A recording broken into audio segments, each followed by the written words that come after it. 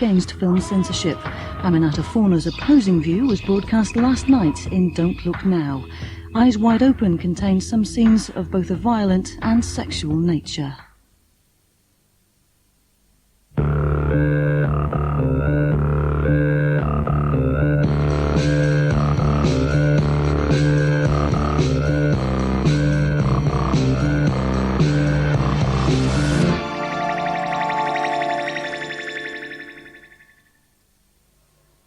Good evening. You are an idiot. You are stupid, weak, impressionable, easily led, and unable to distinguish between fiction and reality. If you're an adult, you're probably an immature one, and if you're a parent, you're a very bad one.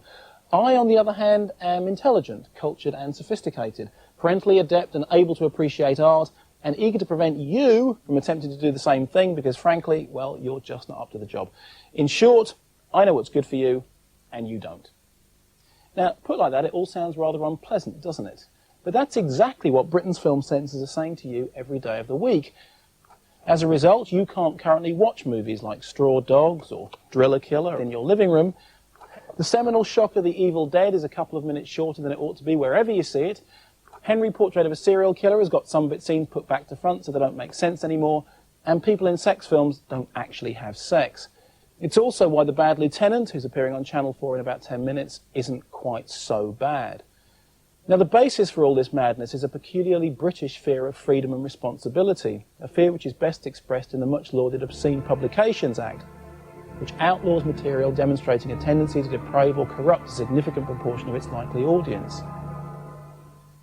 Supporters of the OPA applaud the fact that it considers works of art as a whole, examining each element in context and asking what effect does the work in its entirety actually have upon its audience. Now, under current rules, both films and videos are subject to the OPA, and the British Board of Film Classification make it their job to cut or ban any films which may infringe that law. But that's not as simple as it sounds, because obviously the law is open to wide interpretation. A fact dramatically illustrated recently when the then Chief Censor James Furman was publicly chastised by Home Secretary Jack Straw for rubber stamping as OK sex videos like this, which Customs and Excise officials considered obscene.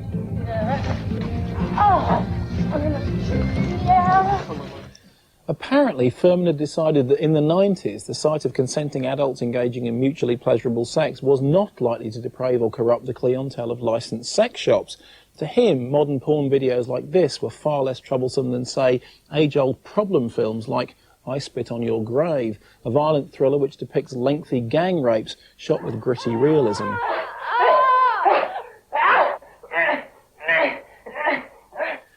Now, I imagine that many Channel 4 viewers would actually agree with Furman and support the legalisation of consensual porn, while still wanting to suppress some more violent material. Indeed, I Spit on Your Grave has long been outlawed in the UK under the terms of the OPA because it allegedly encourages the viewer to revel in the pain and degradation of a woman. But is it really that vile? Well, not according to a surprisingly well-argued essay in this book, published at the height of the video nasties panic of the early 80s, which reads I Spit on Your Grave as a feminist tract, presenting the heroine's suffering not as titillation, but as an unbearable ordeal for the audience, as indeed it should be. Now, I don't know whether I buy this argument, but I do know that I have met many fans of exploitation cinema who hated I Spit on Your Grave precisely because it wasn't any fun at all to watch. It appalled them, but it didn't corrupt them. Now, I also know that I personally loathed Lars von Trier's acclaimed movie Breaking the Waves. To me, that film seemed to delight in the spectacle of a nubile child woman enduring endless rounds of sexual humiliation, like having to masturbate an aged stranger on a bus, all in the service of her husband, and all deemed to be okay because at the end of the movie, she gets to go to heaven.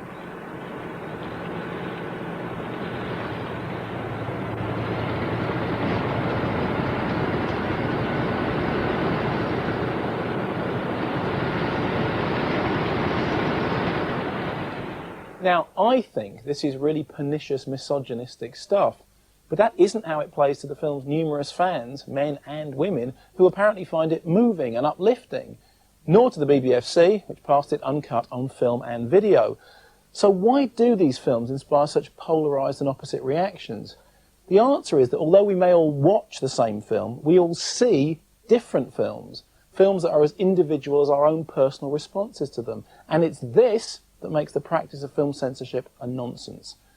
It's one thing for critics to argue amongst themselves about the relative virtues of Crash, but it's quite another when our censors cut 2 minutes of zombies clawing at bloody wounds out of the 18-rated Evil Dead in the belief that this will somehow make it less likely to deprave and corrupt.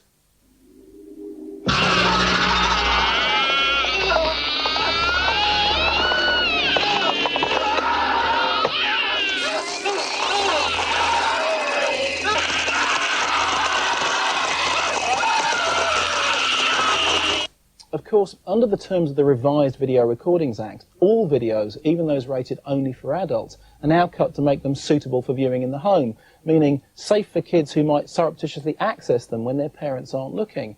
Now, this is the equivalent of watering down all alcohol available in off-licenses on the basis that you might be a lousy parent who allows their children open access to the drinks cabinet. But of course, it also does no good, because even in its cut form, a movie like The Evil Dead is still going to upset children whose parents can't be bothered to monitor their viewing habits. And it's not just cutting and diluting which occupies the censor's time. When the mood takes them, they actually like to change the meaning of movies too. When John McNaughton shot this sequence for Henry Portrait of a Serial Killer, he specifically didn't want the audience to know straight away that the killers were watching a videotape of their crime. Instead, he wanted to implicate viewers in the killer's voyeurism.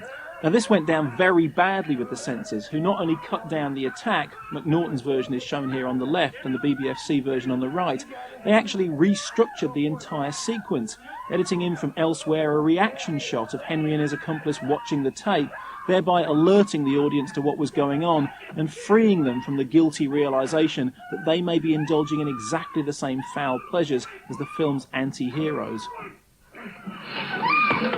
So where does this all stop? Should we re-edit D.W. Griffith's cinematic milestone Birth of a Nation so that it no longer glorifies the Ku Klux Klan? Should we ban Romper Stomper, which depicts gangs of Australian skinheads terrorising immigrants because some anti-Nazi organisations think it incites racial violence? Or should we accept, as George Orwell did, that if freedom of speech is to mean anything, it must be the freedom for people to say things which we don't want to hear? Well, that's what I think. But it's very hard to maintain freedom of speech in a culture which has become terminally infantilized. We've allowed the censors to view us all as children, and we've handed over the reins of responsibility for our viewing habits because we're not willing to accept that responsibility for ourselves. We've invited Big Brother into our homes and begged him to look after us and our kids. But of course, he can't. Films and videos cannot be made safe for everyone. The horror writer Ramsey Campbell once reported that the most frightening thing he'd ever seen was the image of a walking tree in a Rupert the Bear annual, which had caused him months of nightmares. Every year, children are reduced to floods of tears by the death of Bambi's mother in a scene which has haunted generations. Even though she dies off-screen, the story is so strong, and this scene so powerful, that many viewers imagine that they've witnessed something far more explicit than what's actually shown.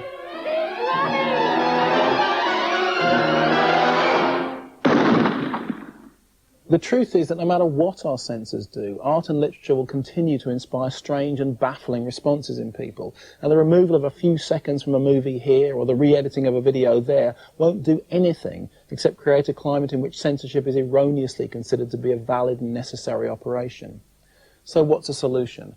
Well, firstly, we need to accept the fact that the idea of policing the effect of movies at some kind of national level is impossible. We need to get beyond the outdated idea of obscenity and accept that there really is no such thing as a provable tendency to deprave and corrupt. The BBFC should restrict themselves to classifying and describing material, making cuts only when an offence has been committed in the production of a movie. And this is actually the one area in which British censors are ahead of the world, preventing the distribution of material which has involved the exploitation of children or animals, or for that matter adults, in its creation, viewing the sale of such material as accessory after the fact. This is the legitimate face of film policing, because it concentrates not on the indefinable subject of what a film means to its audience, but on the concrete factual issue of what that film did to its participants. But beyond that, we need to stop cutting and banning movies intended for adults. We need to seriously rethink our attitude about whose job it is to protect our children. We need to stop pretending that these are decisions that somebody else can make for us. And we need to open our eyes to the possibility of a future free from censorship. Coming up, Harvey Keitel stars as a New York cop steeped in corruption and depravity. But can the hope for redemption save the bad lieutenant from himself? For Censored Weekend continues next.